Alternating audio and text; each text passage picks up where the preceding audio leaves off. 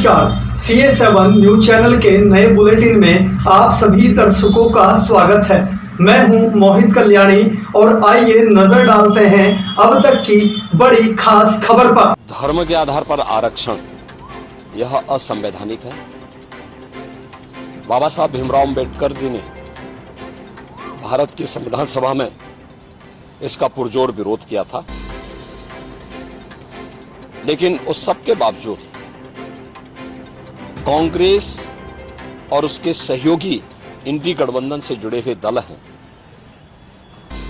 इन लोगों में एक होड़ सी लगी है मुस्लिम आरक्षण देने का।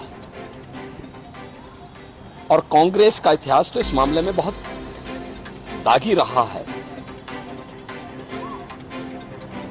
2006 में जस्टिस रंगनाथ मिश्रा कमेटी गठित करके कांग्रेस ने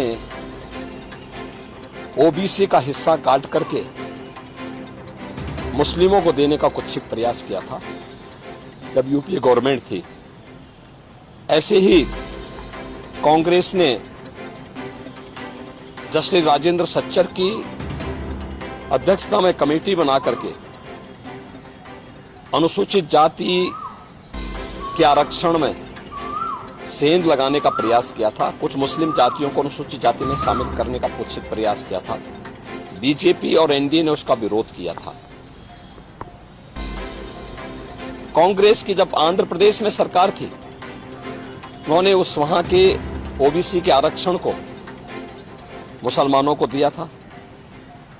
कांग्रेस की कर्नाटक सरकार ने मुसलमानों की सभी जातियों को ओबीसी में शामिल करके ओबीसी के आरक्षण में सेंध लगाया है।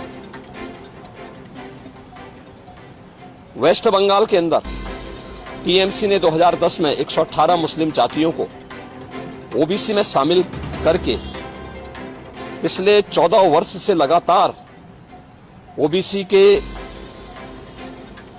आरक्षण के अधिकार पर उन्होंने पूरी तरह एक प्रकार की डकैती डाली है। हम धन्यवाद देना चाहेंगे कोलकाता हाईकोर्ट को, जिन्होंने टीएमसी के इस प्रकार के असंवैधानिक कृत्य पर जोरदार तमाचा मारा है और धार्मिक आधार पर आरक्षण असंवैधानिक है बात स्पष्ट कहते हुए उन्होंने सभी मुस्लिम जातियों को इससे बाहर किया है। इसी प्रकार से बिहार के अंदर लालू जी पहले ही बोल चुके हैं कि मुसलमानों को, सभी मुसलमानों को आरक्षण मिलना चाहिए। इसका मतलब आरक्षण कहां से मिलेगा? यह आरक्षण यही ओबीसी और एससी एसटी का आरक्षण में से ये बांट करके मुसलमानों को देना चाहते हैं। और समाजवादी पार्टी तो अपने जन्मजात हिंदू विरोध, अनुसूचित जाति, जनजाति और पिछड़ी जाति के विरोध का नाम ही इन्होंने बना दिया, उसका पर्याय ही बना दिया है।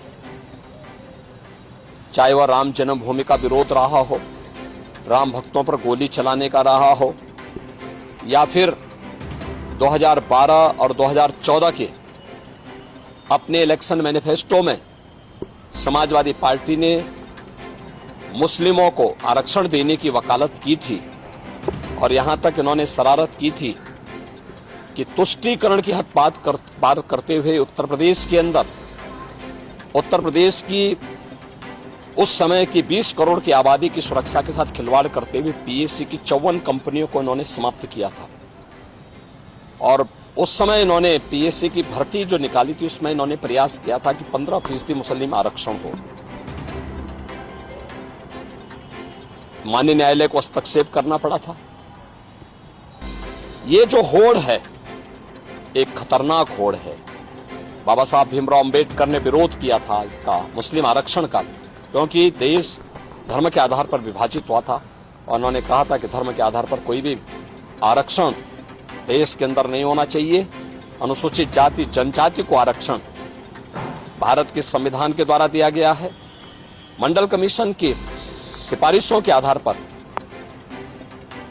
ओबीसी को आरक्षण का लाभ दिया गया है। Bharatiya Janata party SC ST और ओबीसी के आरक्षण को सुरक्षित रखने के लिए किसी प्रकार के मुस्लिम आरक्षण का विरोध करती है और दूसरा मुस्लिम आरक्षण असंवैधानिक भी है। और अगर इस प्रकार की कुप्रथा को थोपने का प्रयास होगा तो देश की अखंडता के लिए एक चुनौती। महाराज जी, कोई कोटे में कोटा डेवलप कर रहा है, क्या इसे अगर ये ऐसा करने में सफल होते हैं तो क्या वर्ग संघर्ष की स्थिति नहीं होगी? जो संविधान के अनुसार आरक्षण मिला है उनका हक मारा जाएगा तो एक नए संघर्ष की स्थिति बनती नहीं। देखिए, हमने कहा ना, ये बाबा साहब भीमराव अंबेडकर के द्वारा बनाए गए संविधान का अपमान है और भारत के संविधान की मूल भावना के विरुद्ध भी है। ये असंवैधानिक कृत्य है, इसे कतई स्वीकार नहीं किया जाना चाहिए।